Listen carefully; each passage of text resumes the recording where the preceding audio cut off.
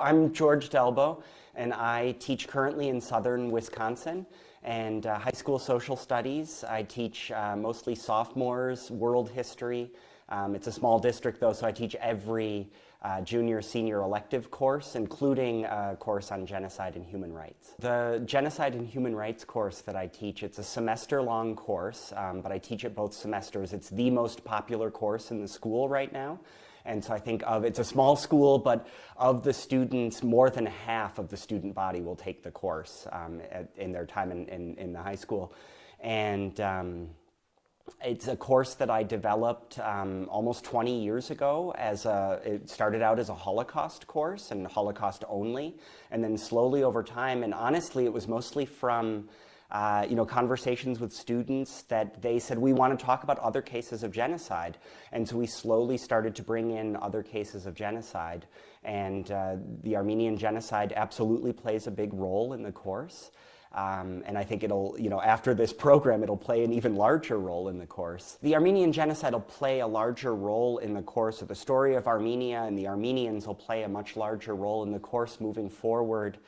I think because I now have more resources at my disposal and I'm more familiar with the larger story, so I can bring that to my students.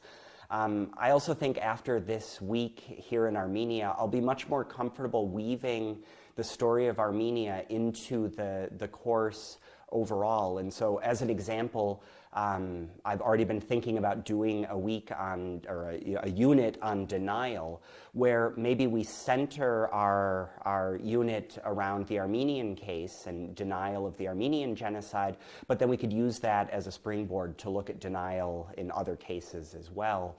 And I think had I not come on this program and not been here this week, I wouldn't have thought about denial as a self-contained unit for the course. But especially being here, I'm realizing how important it is for students to think about denial around genocide, and absolutely it should be a topic within the course. I'm really interested for my students to think about denial and genocide denial, and I think I would push them, especially after this week, to think about the ways that denial is so pervasive. And it's, I think I, like many of my students, I imagine, would think that denial, it's almost absurd. How could anyone deny the Armenian genocide happened? And so maybe it's something that we would just dismiss, that, yes, there's this denial, but it's a fringe group that's denying the genocide and, doesn't warrant a lot of our attention. The advice that's given to people that teach about the Holocaust is don't even engage with denial or denialist rhetoric, but to realize how pervasive denial of the Armenian genocide is, and coming from Turkey and Turkish agents operating in the United States, and how it seeps into aspects of curriculum that, I quite frankly wasn't even thinking about, that, it influences the narratives that are in textbooks. And so not just in my Genocide and Human Rights course, but students in my world history course are encountering these denialist narratives in their textbooks without even being aware of it. And so I think it's important to kind of highlight how that denial functions and how pervasive it is. I mean, that's another big thing that I'd like to do in the course, is talk much more about Armenia.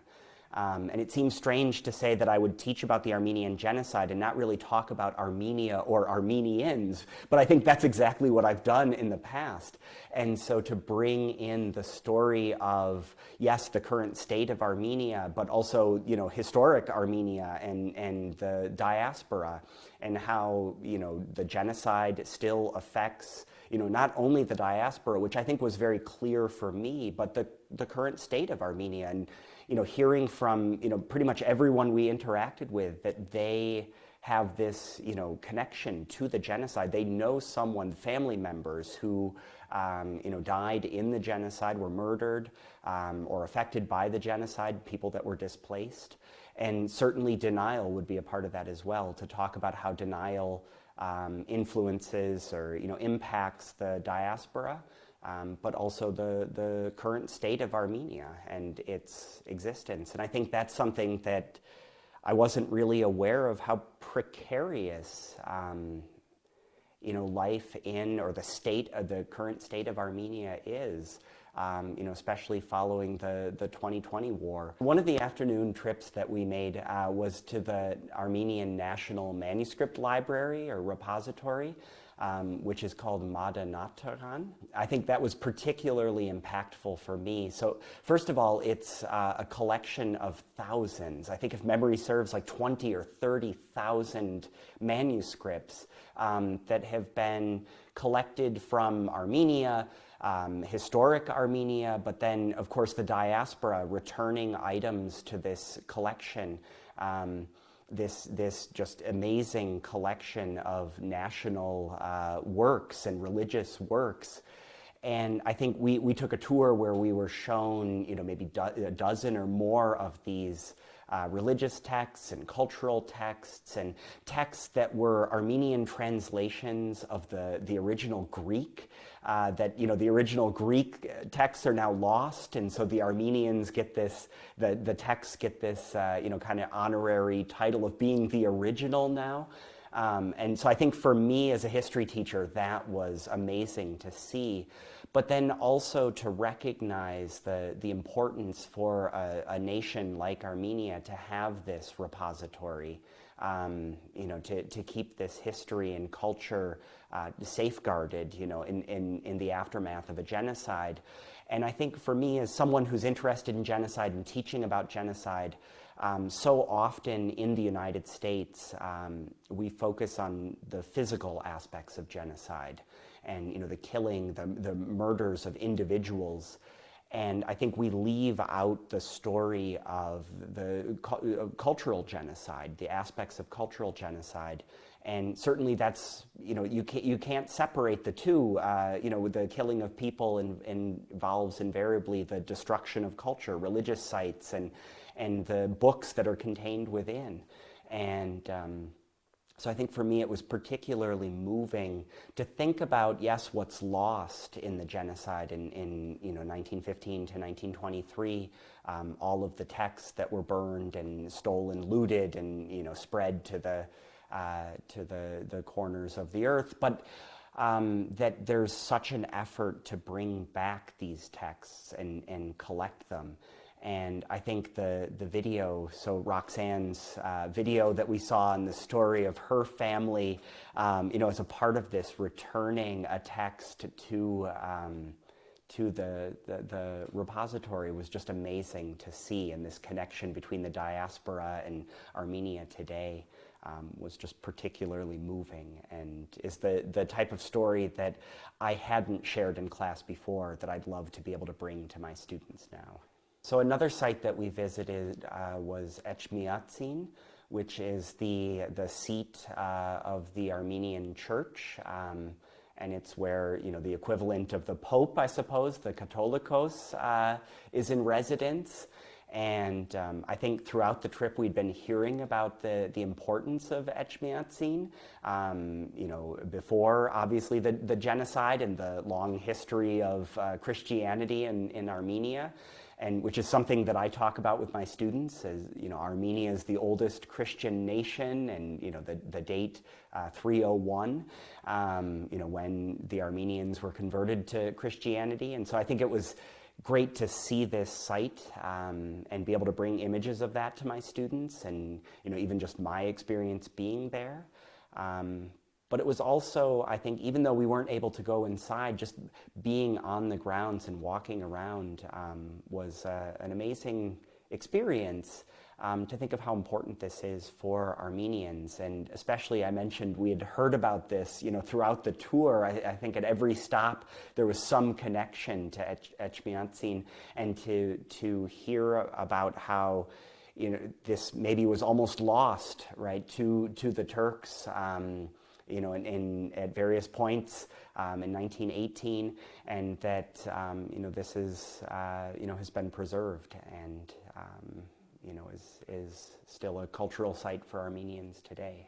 I think this inaugural Gen Ed group, it was in many ways an amazingly diverse group, And I think that made the experience so much richer, to be able to talk with people that have such varied experiences, both experiences teaching in the United States, but travel. I mean, so many of us had been on so many tours like this and so many places, and able to bring those experiences to this as well was fantastic. But I think in other ways, not to sell short the amazing diversity of the group, but in so many ways for me, it was amazing to recognize that there are other teachers out there teaching about genocide. I made the comment to someone earlier that I'm the only teacher in my district who teaches a course, a semester-long course on genocide and human rights. And I think it was the first day I was sitting around the table in the conference room here at the Armenian Genocide Memorial Museum, and listening to people talk about their courses that they teach, and thinking, wow, there are other people that teach a course like this, and I can talk to them. And that's the type of professional development that I don't get during the school year, within my district or even within Wisconsin. And so be able to connect with folks and talk about, how have you taught about the Armenian Genocide, and how will you teach about the Armenian Genocide after this experience has just been so amazing for me. Coming out of this program, I have so many ideas to connect with educators.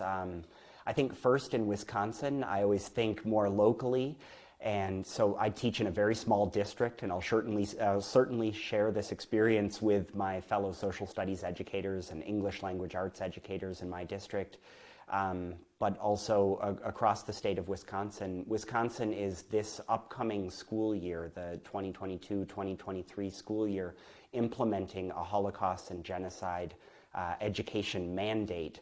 And I've been part of putting together resources and providing trainings for teachers across the state.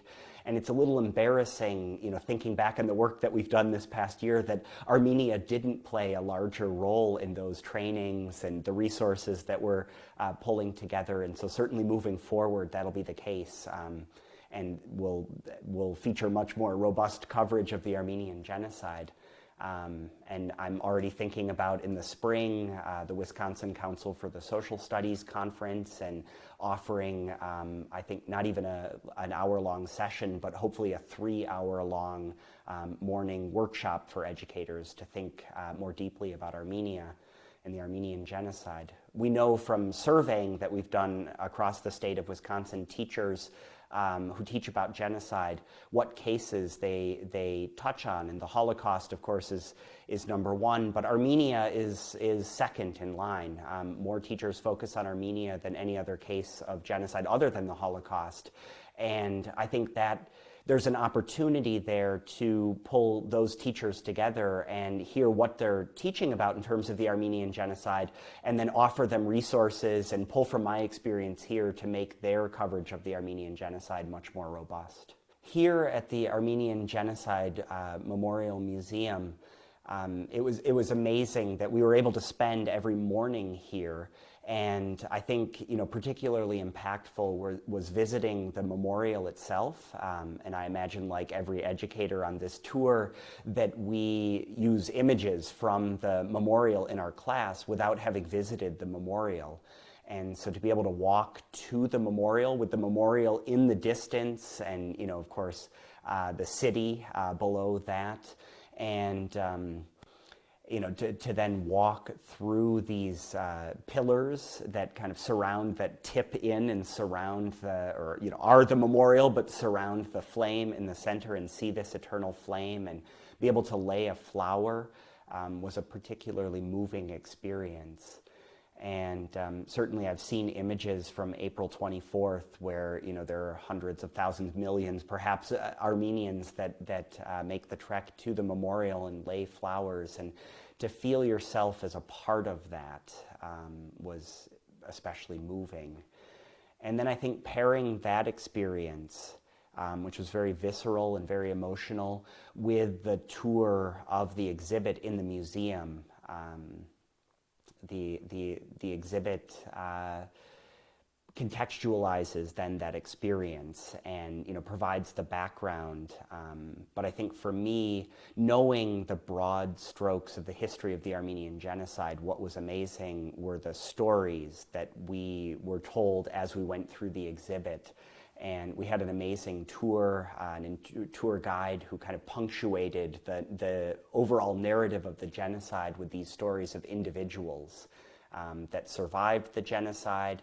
And I think something that's come up time and time again this week are the resistance, people that resisted the efforts towards genocide by the Ottoman army and the Ottoman Empire, and to think about how important that story of resistance is. And it's something that I didn't focus a lot on in my course, especially in regards to the Armenian Genocide, and to be able to bring those stories in is something I'm really looking forward to.